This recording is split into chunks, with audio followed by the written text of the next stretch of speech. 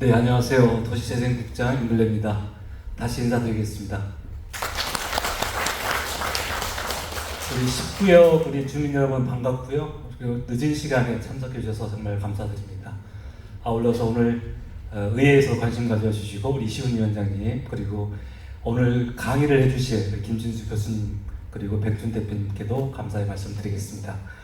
오늘 종로의 미래를 그리다라는 제목으로 간단하게 저희 종로구에서 재개발 관련된 행정적인 사업에 대한 준비사항을 보고를 드리도록 하겠습니다. 먼저 종로의 현 수소를 보겠습니다.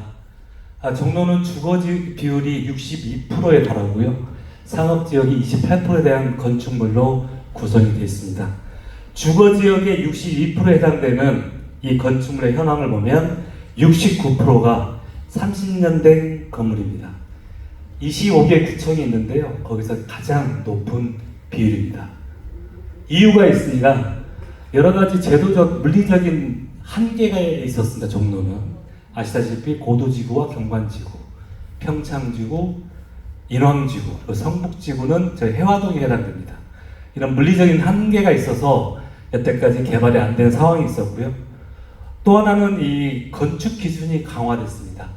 제가 30년 된 이상 건물이라고 말씀드렸는데 8, 90년대에는 용적률이 400%였습니다. 2003년도에 저희 그 기준이 150%에서 250%로 다운이 됩니다. 그러다 보니까 이 개발에 대한 의욕이 없었던 걸로 보입니다. 이런 관계로 저희 30년 이상 노후된 건물이 69%에 달하고 있습니다. 민선 8기에 이런 부분에 대한 문제를 해소하고자 재개발에 대한 것들을 추진한 내용입니다. 먼저 전담 부서인 도시재생국이 작년에 신설이 됐습니다. 그래서 신속통합계획이랄지 소규모 정비상, 공공재개발에 대한 부분들을 역점적으로 추진했었고요. 그리고 아까 말씀드렸던 규제 완화를 저희가 풀었습니다.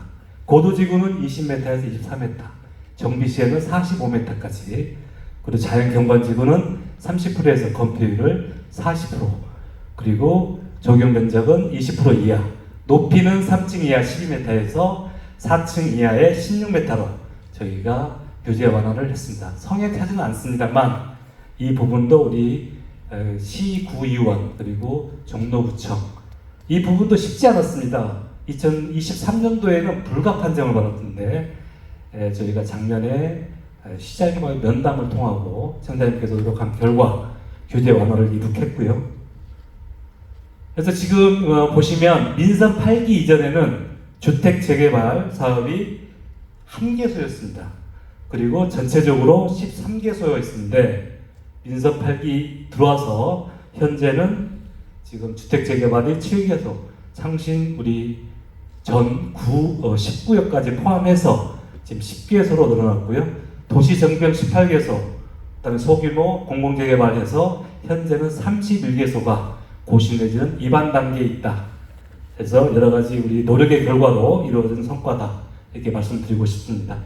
오늘 말씀드린 창신 9구역입니다. 현재의 모습이고요. 이게 이제 지난번 신통 기획으로 차정 기획으로 해서 나왔던 조감도입니다. 뭐 아시겠지만 이 지역은 한양도성에 둘러싸여 있습니다. 그래서 현재 면적은 27,000평에 토지 면적은 토지 소유자는 1,423명, 용적률은 247%고요. 그리고 최고 높이는 29, 세대수는 1,875세대가 되어 있습니다. 지금 현재 추정 비례율은 114% 나오고요. 여기 지금 사진에 잘 보이지 않겠지만 컨셉은 한양도성 쪽에 이쪽은 테라스하우스, 최고 높이는 그 뒤쪽에 저희가 배치하는 면적으로 해서, 그 다음에 이쪽 아래쪽은 연도형 상가를 꾸며가지고 우리 여러 가지 상업 활성화할 수 있는 그렇게 해서 컨셉을 잡았고요. 전체를 창신동을 보겠습니다. 이 부분이 지금 현재 10구역이고요. 여기가 9구역입니다. 그리고 23번지 일대가 이쪽이고 승인동 56번지. 그래서 이 전체에 보면 이게 전체 6,500세대의 주택 재개발이 이루어지고 있습니다. 현재 여기에 나와 있지 않지만 이쪽 저쪽 수인동 쪽에 2169번지, 그 다음에 공공재 개발하는 곳이 있고요. 그 다음에 725번지라고 가로주택 하는 사업이 있고요. 아까 제가 31곳에 전체적인 세대수는 19,000세대. 이쪽에서 창신동이 지금 현재 6,500세대. 상당히 큰 비율이죠. 이 종로의 동문 쪽 관문인 이 창신동이 개발이 되어야지만이 종로의 도시공간의 미래가 보이지 않을까 하는 생각이 있습니다. 자, 그러면 이거를 어떻게 지원할 것이냐? 가장 중요한 소통과 그리고 정보 접근성 그리고 적극적 행정 지원 3대 전략 목표에 6개 과제를 저희가 선정했습니다. 소통 부분에는 공감 토크쇼를 시작으로 1대1 콜비석, 그 다음에 정비사업 아카데미를 저희가 준비 중에 있고요. 그 다음에 접근성에는 제가 집원형 정비통을 구축할 예정으로 있습니다. 적극적 행정 지원에는 저희가 사업 로드맵 사전 컨설팅과 여러 가지 기간을 단축하기 위한 집중 공정관리를 할 계획으로 있습니다. 먼저 공감 토크쇼는 오늘 지금 3회째죠. 지금 9구역, 어제 56번지 했고요. 오늘 10구역. 다음에 다음 주 화요일 날은 행천동을 할 계획이 있습니다. 1대2 정비사업 콜비서입니다. 전문가 그룹과 그리고 주민들이 1대1로 매칭해서 상담을 받을 수 있는 서비스를 지금 구축할 예정으로 있습니다. 저희 고문 변호사도 있고요. 그 다음에 정비업체 전문가 해서 주민분들이 예약 신청을 하게 되면 1대1로 매칭해서 상담을 받을 수 있는 시스템이 되겠습니다. 찾아가는 정비사업 아카데미 운영입니다. 이 부분은 서울시와 연계해서 여러 가지 우리 오늘 10구역 주민들 많이 오셨는데 이 재개발이라는 게 비단 개발에 대한 문제는 아니잖아요. 이 관련된 일들이 너무 많은데 사업비 분담금이랄지 관련된 내용들을 아카데미로 운영을 해서 지역 맞춤형 교육 프로그램으로 운영할 계획으로 있습니다. 아까 말씀드렸던 정비통입니다. 저희 홈페이지에 정비사업 코너를 하나 신설하고요. 그리고 지번형으로 지번을 넣으면 현재 그 지번에 대한 동의율이랄지 사업 방식이랄지 진행 상황에 대해서 자세하게 설명드릴 수 있도록 시스템을 구축할 예정으로 있습니다. 사업 로드맵 사전 컨설팅은 여기는 지금 신속 통합 계획으로 지금 하고 있지만 이 정비 사업을 준비함에 있어서 방식이 많습니다. 아까 말씀드렸던 가로주택이랄지 역세권이랄지 그다음에 모아주택이랄지 공공재개발이랄지 이런 부분이 많기 때문에 사전에 저희가 컨설팅을 해서 최적의 사업 유형을 제시할 수 있도록 할 계획으로 있습니다. 마지막으로 이 부분들이 원활하게 재개발 같은 경우는 평균 저희가 조사해 본 결과 18년이 걸립니다. 저희가 목표를 13년 내로 해서 사업 주체와 그리고 종로구 전문 코디네이터와 같이 집중적으로 합동 공정회의를 월 1회 해서 사업 단축하는데 최선을 다해서 주민분들한테 이루어올 수 있도록 그렇게 할 계획으로 있습니다. 종로의 미래를 그리는 이 도시공간의 혁신 사업은 우리 구청의 힘으로 되지 않습니다. 주민분들의 협력이 필요하고요. 여러 가지 같이 일심동체가 되어야지만이 제가 지금 말씀드렸던 사업 단축이랄지 저희가 원하는 창신 승인의 개발로 인한 우리 동문 쪽에 도시공간이 일어날 수 있는 그런 계기가 되지 않을까 생각하고 있습니다. 경청해 주셔서 감사합니다. 네, 감사합니다, 국장님. 이어서 아주 중요한 이슈가 있죠. 우리 사업 방식의 선택은 정비 사업의 성공을 좌우하는 핵심 요소입니다. 신탁 방식, 조합 방식, 공공 방식 각각의 장단점을 비교해보는 시간이고요. 이번 창신 19역 핵심 쟁점을 한번 짚어보도록 하겠습니다. 이번 강의는 건국대학교 행정대학원 도시및지역계획 각각 김진수 교수님께서 맡아주셨습니다. 감사합니다.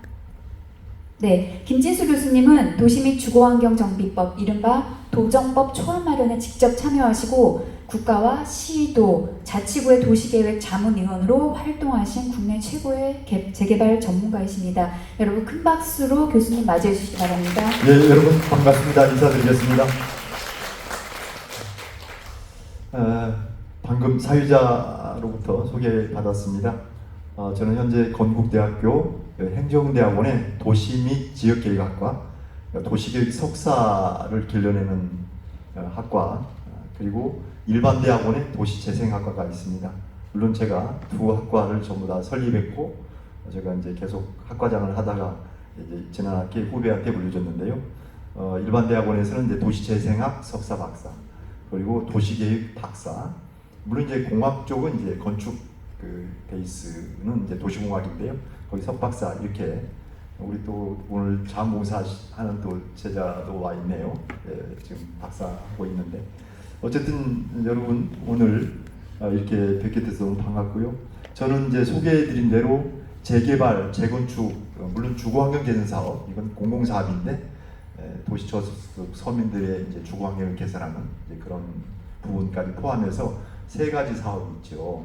특히 이제 민간으로 주로 많이 하는 재개발, 재건축, 정비 사업 매우 중요합니다. 이 법을 만드는데 통합법 작업을 2001년도 국토연구원의 박사들 3명 그 박사들 자문도 제가 했고 이제 그 터에 위해서 이제 통합법, 현행 도시 및 주거환경정비법 그 기초 작업을 이제 물론 그때 이제 지금 LH지만 그때는 이제 주택공사만 있었죠. 토지공사 합병 전이니까 그때 당시 이제 건설교통부 지금은 국토교통부로 바뀌었죠 이름이. 건설교통부에서 이제 이런 전문가, 주택공사나 또 한국부동산원, 지금 이제 전에는 이제 한국감독원이었죠.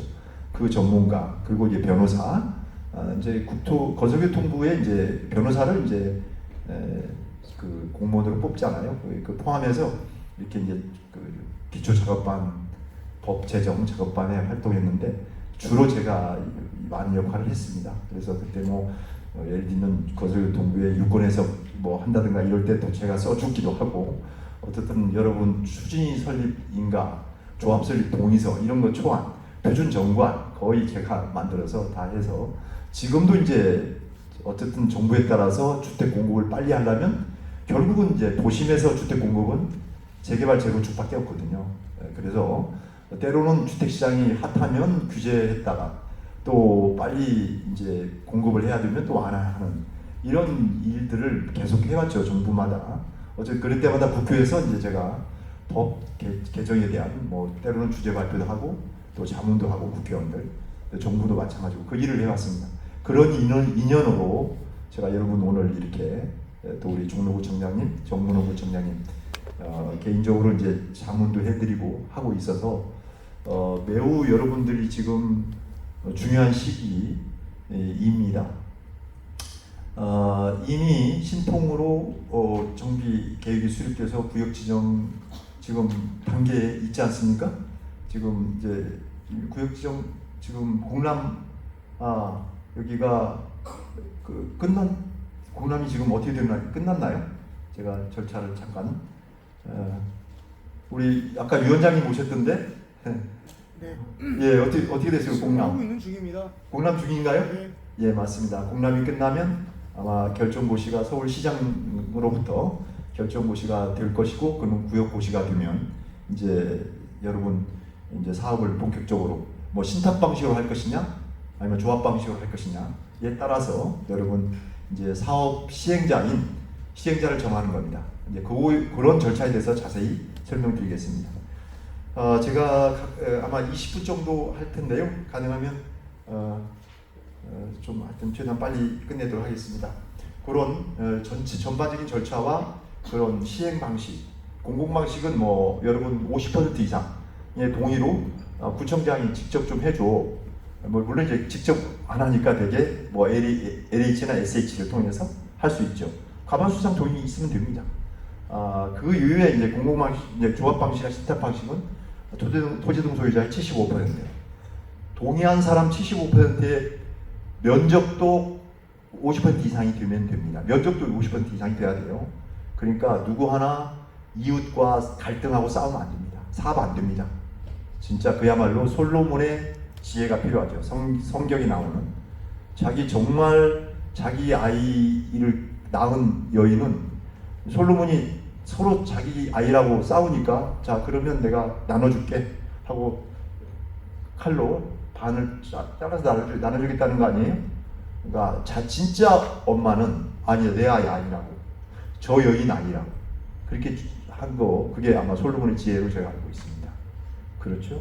그러한 정말 진정성 있는 마음 그게 있어야 될 때입니다. 이제 그동안 뉴타운에서 해지되고 안 되고 얼마나 힘들고 어려운 정말 살기 힘든 거잖아요. 세를 주시는 분도 또 집 비세고 녹물 나오고 지금 그게 사람 사는 곳이 아니잖아요. 주차하기 힘들고 위험하고 그렇죠. 이런 부분을 그동안에는 사업성이 없었어요. 그렇지만 오세훈 시장이 그 다음에 이제 어떻든 집권이 되고 그리고 정문원 구청장이 적극적으로 오세훈 시장 계속 제가 통화할 때도 제가 옆에 있었고 그런 이건 사업성을 높여줘야 된다. 그래서 아마 정비계획, 신통계획 할 때도 아마 계속 가능하면 용적률 2%라도 높이도록 노력한 걸로 알고 있습니다. 물론 그 실무 초기 책임자는 아까 인근내 우리 도시재생국장이죠. 앞장서서 했고 공무원들 오늘 많이 나와서 이렇게 여러분 안내했지만 이런 종로구청 공무원들이 고생한 보람입니다. 어쨌든 자 이런 그래서 빨리 그 방식에 대해서 그 사업 주체를 어떻게 할 것인가를 빨리 정해야 돼요. 그 다음에 이제 그러니까 신탁 방식인 경우는 뭐 그러니까 똑같아요. 신탁 방식도 75%이고 조합 방식도 75% 재개발의 경우는 그러나 재건축은 지난 5월 1일자로 이미 법이 바뀌었어요. 70%로 좀 완화됐는데 이것도 제가 아마 10월 16일 날 제가 우리 학교에서 건대 국토교통부 그 담당 그 도시정비 과장을 오라고 그랬어요. 특강을 하고 그 다음에 법 제도 개선 실제로 주택 공급을 할 수 있는 실제 사업이 되게 만드는 제도를 개선해야 된다. 그래서 이제 사실은 여러분 더 중요한 것은 여러분 사업성을 좋게 하는 것은 뭐겠어요?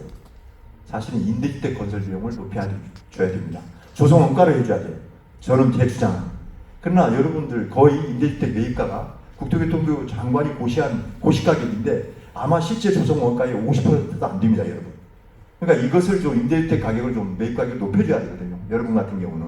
그래서 그런 걸 요구를 하겠지만 하여튼 그래서 그런 조합 직접 설립 방법에 대해서 저 말씀드리겠습니다. 자, 이제 많이 설명드렸어요 이미. 자, 여러분 이런 먼저 사업을 하려면 먼저 도시계획이 이루어져야 돼요. 그게 바로 도시 주거환경 정비 기본계획입니다. 이미 이것은 서울특별시장이 수립하게 되어 있고 이미 수립됐어요. 뭐 이를테면 2040 서울 플랜이라는 이름으로 생활권 계획도 수립하고 다 됐어요. 그 터위에 정비계획을 수립하는 겁니다. 그런데 신통계획이라고 해서 신속통합계획으로 이 정비계획을 수립하게 된 겁니다.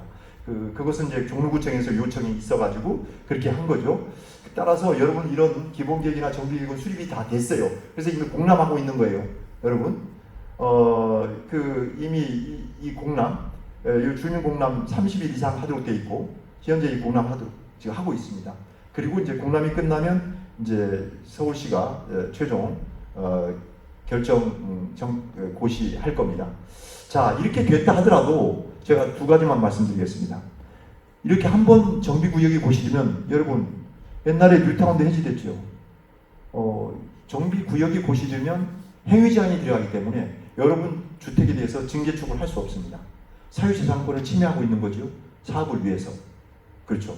지분 쪽 얘기도 절대 안 되죠. 어쨌든 이런 걸 하는데 계속 무한정에 둘 수는 없어요. 따라서 정비구역이 고시되고 만약에 3년 이내 신탁 방식이든 조합 방식이든 조합 설립이 안 되거나 사업 시행자가 정해지지 않으면 다시 말해서 신탁 사업 시행자 조합이든 사업 시행자가 신탁 회사든 정해지지 않으면 3년이 되는 그 다음에 이런 정비구역 지정 절차를 거쳐서 해지합니다. 또한 조합 설립이 됐거나 신탁업자가 선정됐다 하더라도 3년 이내에 사업 시행계획 인가를 못한다. 신청을 못한다. 그러면 또한 그것도 또한 바로 조합 설립이 해지되는 게 아니고 아예 구역 자체가 해지돼 버립니다. 해제 절차 물론 거치겠지만요. 예. 자, 이렇게 분명히 일몰제가 있습니다. 기억하시기 바랍니다. 자, 그리고 이미 그렇게 되면 이제 조합설립 추진위원회, 조합 방식으로 할 경우는 조합설립 추진위원회를 설립합니다.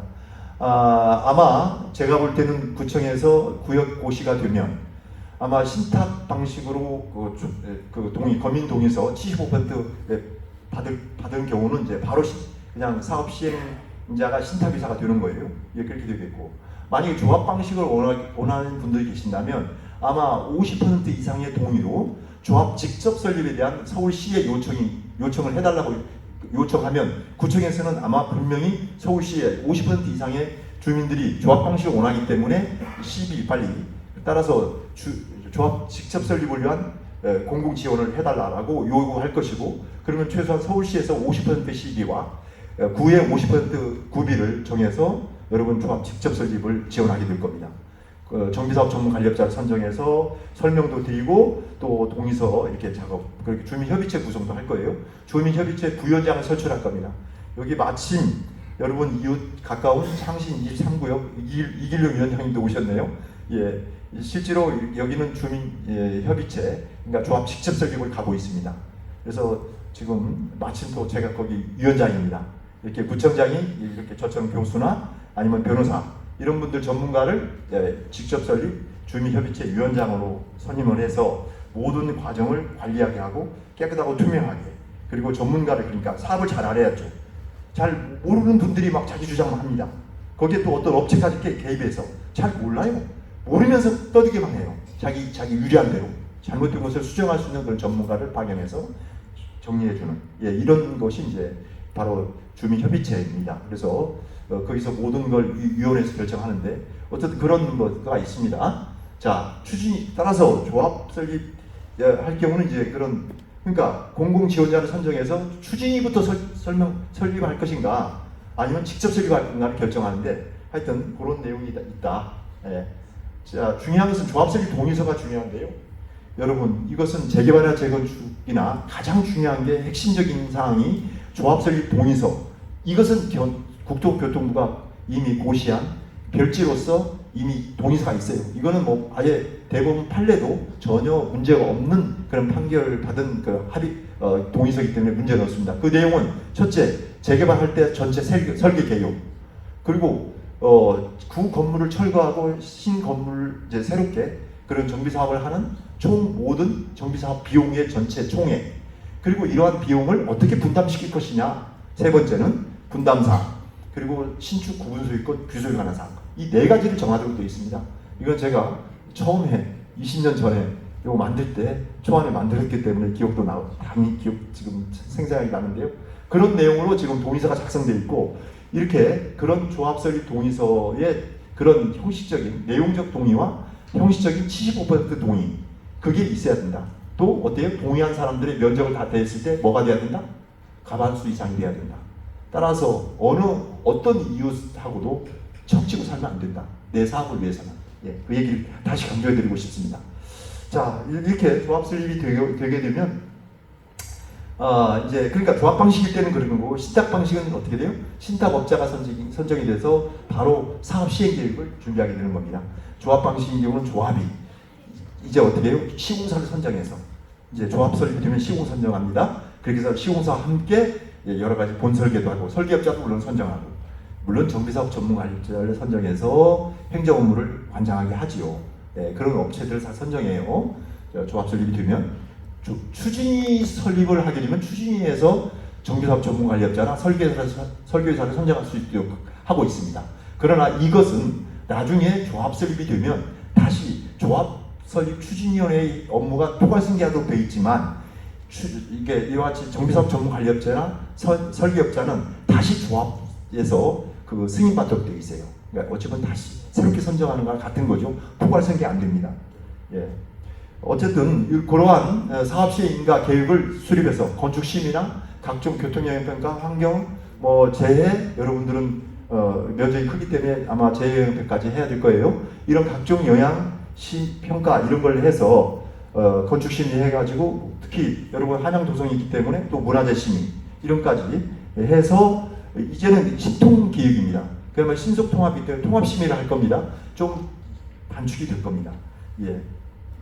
이렇게 사업 시행인가를 보고 하고 사업시에 인가가 되면 그때부터 사업시에 인가를 기준으로 해서 감정평가를 해서 요건 자세히 또 설명드릴 거예요. 우리 백준 대표께서 이쪽 전문가. 그래서 이미 추정분담금 한번 설명드렸지요.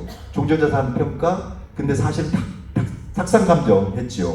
그건 공시가를 기준으로 해서 아마 보정률 아마 적용 뭐 150%인지 160인지 170%인지 모르겠지만 보정률 해서 거의 시가 비슷하게 아마 종전자산을 했을 건데 평가했을 건데 그러나 그것이 사실은 전혀 신경 쓸 필요가 없다. 확정된 게 아니다.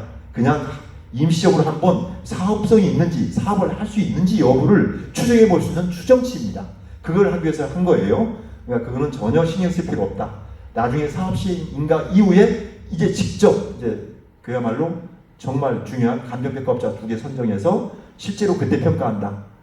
그때 감정평가한다. 그게 핵심이고 중요합니다. 그때 여러분 문제가 있으면 다 이의신청도 하고 할 수 있는 기회가 있어요. 해야 됩니다.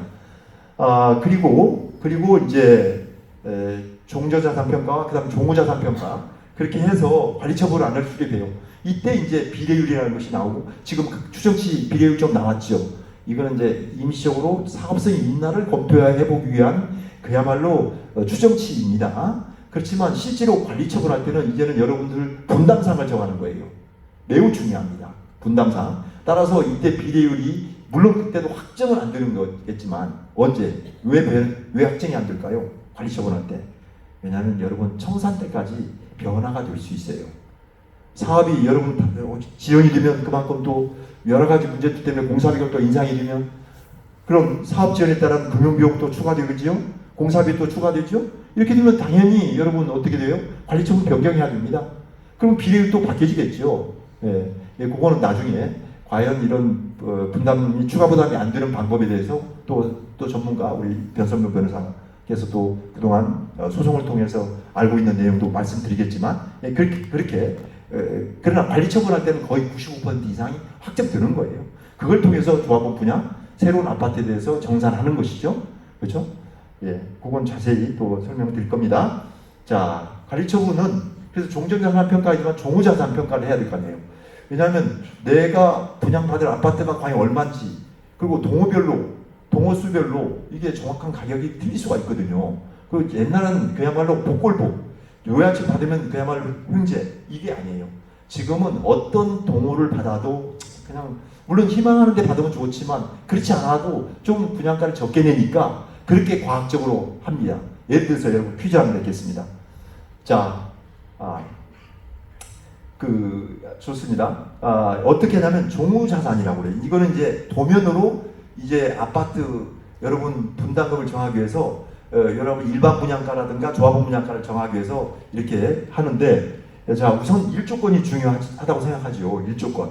그래서 오전 8시부터 오후 4시까지 여러분 일조량을 다 측정합니다. 컴퓨터로 시뮬레이션 해가지고 각 세대별로 각 동호별로 세대별로 총 일조량을 어떤 측정해서 감정 가격에 반영을 하고 그 다음에 조망권도 또 마찬가지입니다. 각층 그 거실에서 여러분 이 보이는 차폐에 따라서 보이는 조망에 따라서 그 조망권을 또 컴퓨터 시뮬레이션 해가지고 전부 감정가에 반영하고 소음도도 이렇게 측정합니다. 소음도 여러분 느끼시겠지만 이게 빨간 거는 왠지 뭔가 좀 그렇죠? 이 빨간 거 빨간색 이거는 이제 되게 데시벨이라고 하죠. 소음도가 데시벨이 높은 거죠. 그렇죠. 도로변이네. 이게 도로예요. 도로변이 되게 시끄러울 수밖에 없죠. 그렇지만 보라색은 가운데 있는 것은 약간 조용하지요. 그렇죠. 안에 자 이렇게 소음이 높은 곳은 당연히 감정 가격에서 깎는 거죠. 그렇죠. 자 이런 것을 해서 결국은 이렇게 여러분 아파트를 예시한 겁니다. 여러분 거가 아니고 자 감정평가, 종후자산 평가할 때 이렇게 한다는 거죠. 여러분 103동 예를 들었어요. 여러분 자 제일 위쪽이 되게 도면상 북쪽이죠. 제일 밑에가 뭐예요? 남쪽이잖아요. 도면 모든 설계 도면 다 그래요. 그걸 보시기 바랍니다. 그리고 여러분 앉은 좌석의 오른쪽이 뭐예요? 동쪽이고 그 다음에 왼쪽이 서쪽입니다. 서양이죠. 여러분 퀴즈 어느 호가 제일 좋을까요? 어느 쪽 부장 메트로라인 자 1호 라인 2호 라인 3호 라인 4호 라인이네요. 메트로라인 부장 받고 싶으세요? 자, 3호 라인 분양받고 싶으신 분, 3호 라인. 예. 꼭 3호 라인 받으시기 바랍니다. 그 다음에 4호 라인. 예. 그러면 4호 라인 받으세요. 아니면 1호 라인. 2호 라인. 자, 예, 좋습니다. 여러분, 감정평가사가 당연히 이것은 시장에서 형성되어 있는 그런 실제 전문가가 평가한 겁니다. 그렇습니다. 자, 보세요. 3호 라인 좋습니다. 제가 볼 때도 3호 라인입니다. 왜? 자, 이쪽은 뭐예요? 거실. 이쪽이 거실 될 수도 있고, 뭐 안방이 될 수도 있고, 어쨌든 뭐 요즘은 3베이나 4베이 하니까. 그러면 이쪽에는 어떨까요? 남남동이네요. 그죠? 이쪽이 남향이니까. 그죠? 약간 동향도 좀 있지만, 어때요? 주로 남쪽에 가까운, 그죠? 남남동이죠? 그럼 이쪽은 어떨까요? 남쪽도 있잖아요. 서쪽도 있지만 남남서가 있네요. 주로 이건 남향이다. 그죠? 그죠? 32평형인데 주로 남향이 많네요. 그죠? 남향이 좋습니다. 그죠? 그 다음에 이쪽 2호 라인이 그 다음에 그나마도 좋고요. 평가, 여러분 감정평가 이게 보니까 뭐 그러네요. 3호 라인 제일 위층이 7억 6,400. 제일 비싸네요. 여러분 왜 제일 위층이 비쌀까요? 요즘 결론적으로 요즘은 건축 기술이 발달돼서 너무 어때요? 옛날에 추웠잖아요. 제 옥상은 막 이렇게 별로도 생기고. 그렇지만 요즘은 워낙 잘해요. 뭘 잘할까요? 뭘 잘해요? 그렇죠. 시공 잘하는데 특히 그런 그 방문 그러니까 요 시스템을 아주 잘하기 때문에 그러니까 제일 위층이 조망권이 좋기 때문에 비쌉니다. 예, 사례로 한번 드려봤고요. 그리고 이제 그렇게 되면 관리처분 끝나면 2주 철거합니다. 예, 그래서 공사 착공하고 공사해서 이전고시하고 입주해서 이제 등기 촉탁해서 준공이 되면 이제 이전고시하고 건축물 준공, 토지 준공 해서 이렇게 이전고시하고 등기 촉탁하고 이제 해산결의해서 청산위원이 만들어서 청산하는 이 절차입니다. 자, 시간이 좀 갔네요. 빨리 하겠습니다. 자, 신탁 방식과 조합 방식이 장단점이 뭘까요? 많이 질문이 있었어요. 자, 제가 표로 가지고 얘기하겠습니다. 자, 이거는 여러분 인터넷 검색해봐도 거의 이 내용이 있을 거예요. 한번 여러분, 저는 객관적이고 특히 이런 부분을 연구하는 연구자로서 또 그다음에 계속적으로 법제도, 정부 정책에 또 자문도 하고 하기 때문에 그런 계속 저는 연구 분야이기 때문에 제가 정리해봅니다. 나름대로 가치 중립적으로. 자, 우선 사업 시행 방식. 시행자가 조합 방식인 경우는 조합이지요. 조합장이나 조합 임원들 중심으로 사업을 하는 거고, 신탁 방식인 경우는 신탁유사가 사업 시행자입니다. 자, 그러면 어떤 모든 걸 결정할 때 의사결정 구조를 보면 조합 방식은 당연히 조합 임원회의, 이사회와 또 대의원회의, 그 다음에 조합원 전원으로 구성한 총회에서 모든 여러분 그 조합원들의 이익에 대해서 어떤 업체 선정이나 계약 모든 것을 결정합니다. 예. 그렇지만 신탁 방식은 어때요? 신탁 회사가 하는 거예요. 따라서 물론 주민 대표회의, 주민 협의회를 만듭니다. 주민 협의회를 통해서 의견을 또 수용합니다. 전혀 뭐 배제하는 건 아니고, 다만 어쨌든 그러한 것을 통해서 신탁 회사에서 그런 의사를 반영하겠죠. 전문성, 그러니까 의사결정 구조는 좀 조합 방식의 경우는 좀 약간 조합원들의 의견을 받을 수 있는, 안 그러면 이제 불신 탄핵하니까요. 불신 탄핵할 수도 있잖아요, 조합장은. 그러니까 어찌 보면 요즘은 정비사업 전문관리업자도 있고 또 클린업 시스템, 즉 정보 몽땅에 반드시 모든 것을 다 공개하도록 되어 있어서 상당히 투명합니다. 요즘은 옛날처럼 비리도 많고 했지만 물론 그런 것도 있고요, 비리도 아직도. 그래서 전문성 측면에서는 좀 조합 임원이 역량이 부족해서 그런 좀 상당히 좀 실수도 하고 그런 사실은 좀 문제가 있을 수 있습니다. 전문성의 부분은 당연히 신탁회사들은 그 전문적인 지식을 갖고 있는 직원들이 하기 때문에 그런 측면에서 나은 점이 있죠. 자금 조달 부분은 이거는 이제 시공사 선정하면 시공사에서 되게 입보를 하기 때문에 시공사의 신용도에 따라서 좀 달라질 수 있고, 신탁회사는 신탁회사에서 조달하기 때문에 글쎄 이거는 유불리를 뭐라고 얘기하기는 곤란합니다. 제가 볼 때는 50대 50이다. 그리고 투명성 부분은 조합의 그동안의 경험을 보면 이제 그동안 보도 이렇게 보면 조합이 여러 가지 비리나 여러 가지 문제가 있었다. 그렇기 때문에 신탁 방식으로 해야 된다. 이런 말이 있잖아요. 이런 이제 그런 것도 있고 이제 신탁 회사가 직접 하기 때문에 어떤 조합 내 비리나 그런 분열 가능성은 좀 약간 적은 건 분명합니다. 신탁 방식이 할 경우는 그러나 비리 측면에서는 뭐 어디나 비리는 다 있는 거잖아요. 뭐 당연히 조합 임원이 비리를 개입할 수도 있고 또 신탁 방식에서 신탁업자들이 비리에 개입하는 경우도 있고 그죠? 여러 가지 이권 개입하죠. 업체 선정하면서 이것도 있을 수 있습니다. 예. 그다음에 그런 부분은 그다음에 조합원의 권리 반영 이거는 조합원들의 권리를 조합 방식은 조합원들이 이사회나 대의원을 통해서 아니면 조합원 총회에서 계속 반영을 요구하기 때문에 조합장이나 조합 임원들이 계속 유지하려면 자기 직을 유지하려면 의견을 들을 수밖에 없습니다. 예. 그리고 신탁 방식은 당연히 주민협의체 통해서 주민 그런 위원회 그걸 통해서 이제 뭐 의사를 듣습니다. 그런데 그래도 신탁사가 직접 관리하기 때문에 이제 그런 조합원들이 아무래도 자율성은 좀 축소되는 측면은 있죠. 그리고 비용은 조합 방식은 이제 신탁회사 신탁 보수는 없죠. 신탁 방식이 아니니까.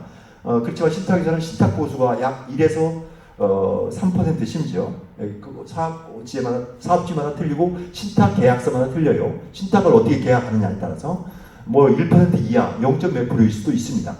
그거는 신탁 계약서를 봐야 돼요. 그리고 여기에 추가 부담이 있는지 다시 말해서 어떤 성공 여러 가지 보수 좀 약간 인센티브라든가 뭐 여러 가지 그런 것도 있는지 꼼꼼히 모든 조항을 다 봐야 총 신탁회사의 비용을 볼 수 있습니다. 그리고 수익성 이거는 뭐 하여튼 그 정도 제가 말씀드리겠습니다. 뭐 이건 생략하고요. 마지막으로 조합 직접 설립 제도는 이미 말씀드렸어요. 이미 서울시가 특히 오세훈 시장께서 가능하면 정비 사업을 빨리 하도록 하자 해서 여러 가지 아이디어를 낸 것인데 이게 이제 신통계획입니다. 그래서 그 중에서 조합 직접 설립 이 제도도 해서 아까 임근래 국장이 설명드린 것처럼 종전에는 재개발 사업이 약 거의 18.5년, 약 20년 가까이 들려고 사실은 엊그제 지금 제 제자가 학석 10일고요. 거기에 이제 구의원도 했고 조합장이 지금 저한테 석사 지금 하고 있는데 그 경우는 조합 설립만 하는데 10년이 넘었대요. 10년이 넘었답니다. 그리고 모든 비용이 50억 이상 썼대요. 조합 설립 동의서도 받고 뭐 하는데 사업 이렇게 지원되면서 근데 조합 직접 설립을 하게 되면 뭐 어떻게 해요? 여러분들은 돈 1원도 안 써도 됩니다. 서울시하고 구청에서 지원합니다. 조합 설립까지 조합 직접 설립의 경우는 조합 설립 동의서도 받아주거든요. 예, 그 공공 지원자를 통해서 예, 그런 점이 있어요. 뭐 신탁 방식의 경우도 마찬가지죠. 신탁 방식 뭐 조합 설립할 필요가 없잖아요. 그러니까 조합 설립까지 비용이 안 들죠. 예. 어쨌든 그렇습니다. 그래서 조합 직접 설립 제도는 하여튼 이 추진위 설립을 안 하고 바로 조합 설립한다는 거, 예, 이 정도 하겠습니다. 예, 제가 시간이 너무 많이 지나서 이 정도 마치겠습니다. 여러분 고맙습니다. 네, 김진수 교수님의 강의 잘 들었고요. 어쨌든 성공적인 추진을 위해서 구청에서 적극적으로 지금 협조를 해주시고 계신다라는 점을 강조해 주셨고, 그리고 다음은 창신동 우리 19역 일대의 종전자산평가와 추정분담금 이해를 주제로 도시정비기업 JNK의 백준 대표님께서 강의해 주시겠습니다. 백 대표님은 성균관대학교 회계학과를 졸업하고 현재 건국대학교 도시과학연구소에서 재개발 분야 전문가로 활동하고 계십니다. 풍부한 실무 경험과 법 제도적 전문성을 바탕으로 우리 구역 일대의 종전자산 평가와 추정 분담금에 대해 깊이 있는 설명을 해주실 예정입니다. 뜨거운 박수 부탁드리겠습니다. 예, 반갑습니다.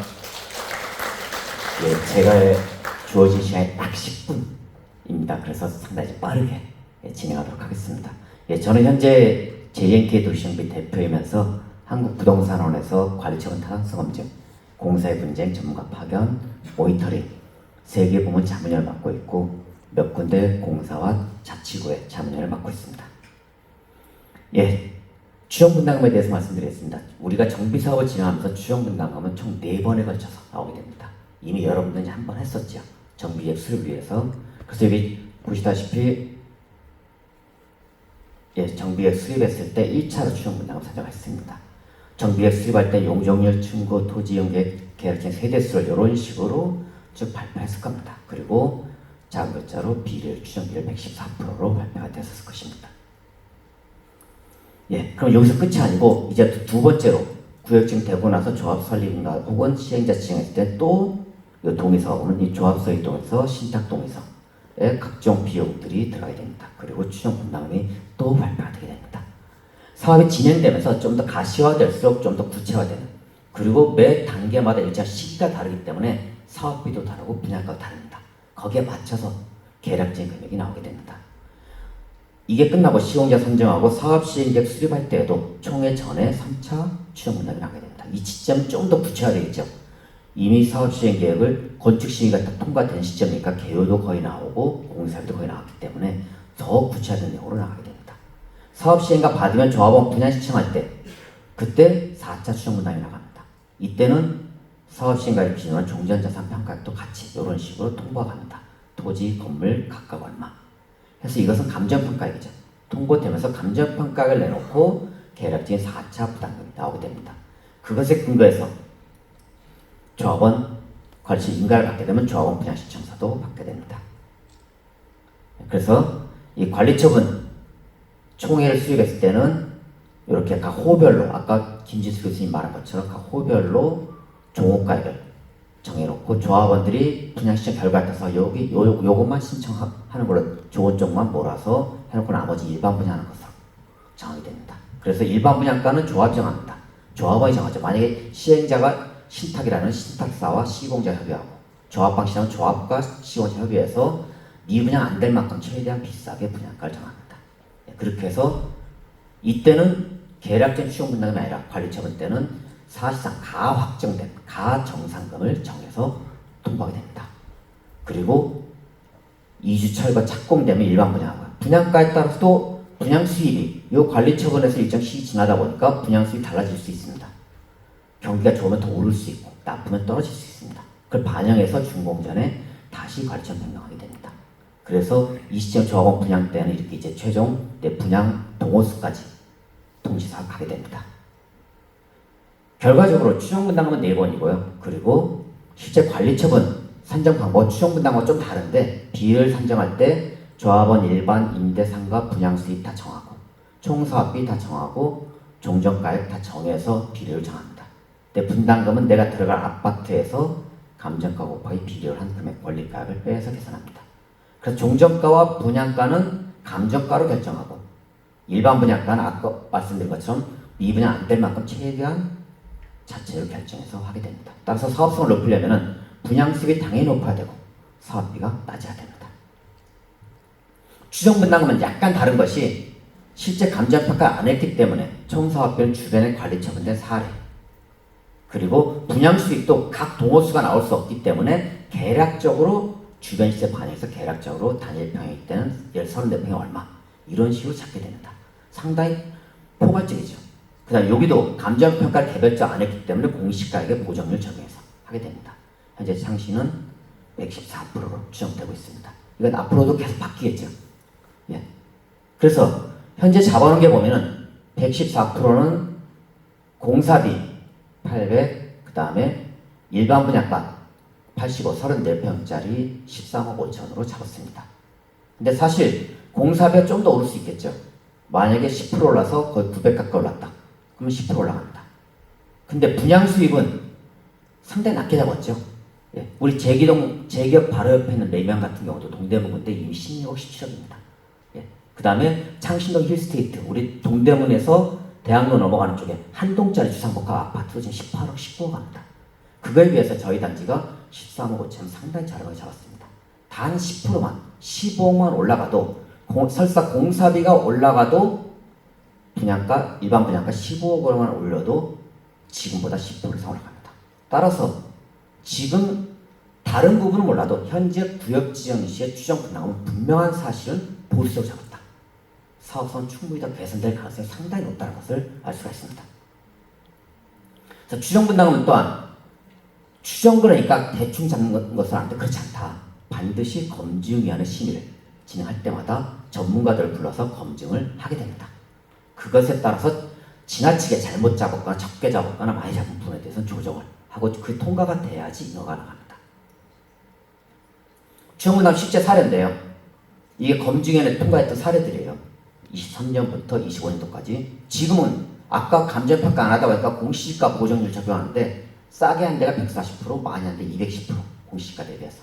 이렇게 높은 이유가 그전에 보통 120, 130이었는데 분양수익이 낮았을 때예요.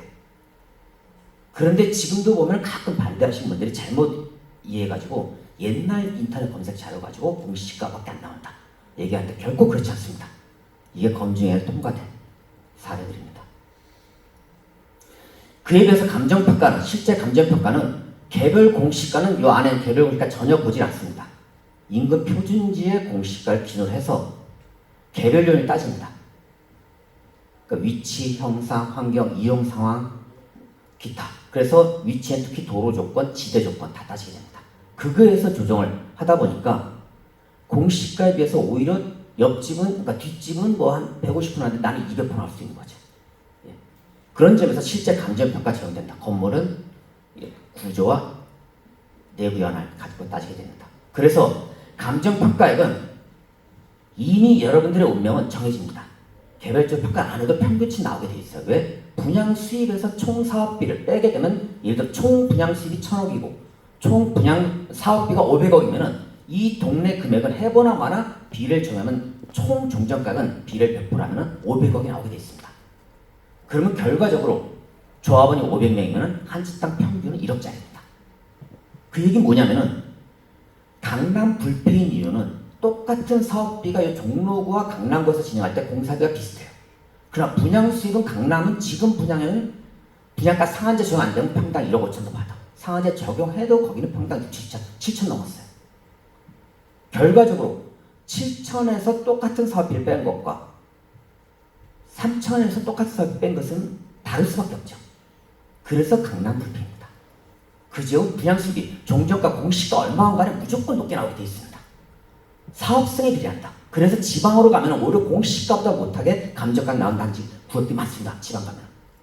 따라서 공시가 몇 프로다, 공시가다라는 것은 잘못된 옛날 상식입니다. 이게 실제 사례예요. 내일 제가 총회 사회보는 저희 현장입니다. 사망각 송파에 있는. 이 같은 경우도 개별 24년에 사업 시행하는데 개별 공시 가격 대비해서 일률적이지 않잖아요. 150%도 있고 160%도 있고. 이게 바로 동층향 다 반영해서 달라진 겁니다. 평균적으로 보더라도 한 155% 이상 나왔어요. 아파트, 여기 아파트 단지입니다. 그리고 지난 그저께 관리처 인가된 단독주택지역 신정 4구역. 여기 같은 경우도 실제 감정평가액이 개별 공시가 안 본다고 말씀했는데 굳이 비교해 봤더니 어떤 집은 개별 공시가 대비해서 174%, 180% 나왔습니다. 이렇게 다른 이유는 바로 도로 조건, 지대 조건 반영된 거죠. 예, 차이가 나는 겁니다. 그리고 뭐 공시가 나온다. 아주 잘못됐다는 사실을 알 수가 있죠. 이렇게 높게들 나오는 이유는 간단합니다.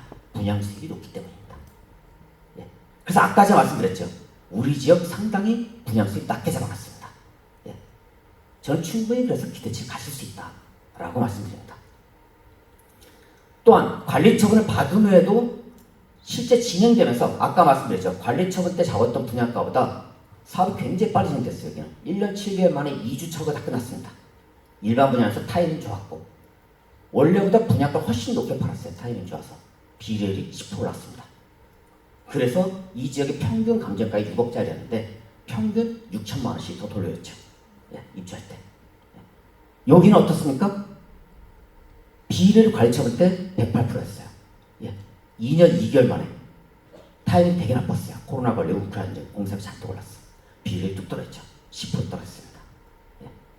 결국은 사업 속도 기간 아무리 뒤에도 얘기가 나오겠습니다만 사업 방식 가지고 끝없는 공전을 벌이게 되면 이런 꼴 납니다.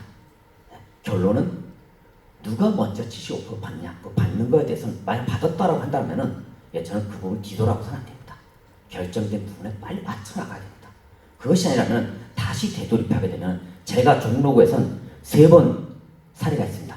어떤 사례가 있냐면 명륜 4구역, 옥인 1구역, 사지 2구역. 어떤 특징이 있습니까? 해제된대요.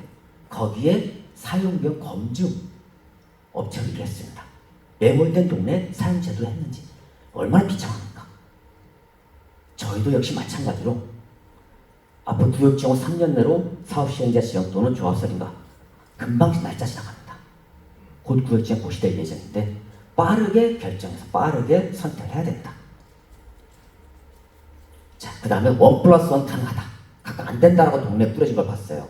감정평가액이 2채 이상이던 감정가가 안 돼도 주거 전용 면적이 2채 이상이면 1+1 법적으로 받습니다. 예를 들어서 전용 면적 32평이면은 전용 면적 36평이면은 전용 면적 18평, 18평, 24평에서 2채 분담금을 낼지언정 받을 수 있습니다. 전용 면적이 44평이면은 전용 면적 25.7평, 전용 면적 18평에서 아파트 2채를 받을 수 있습니다. 이거 법률적으로 됩니다. 예. 그 다음에 꼭 그러니까 1+1만이 아니라 요즘 추세죠. 흑석동에서는 대학가 주변이다 보니까 또 역세권 주변도 다 해당되겠죠.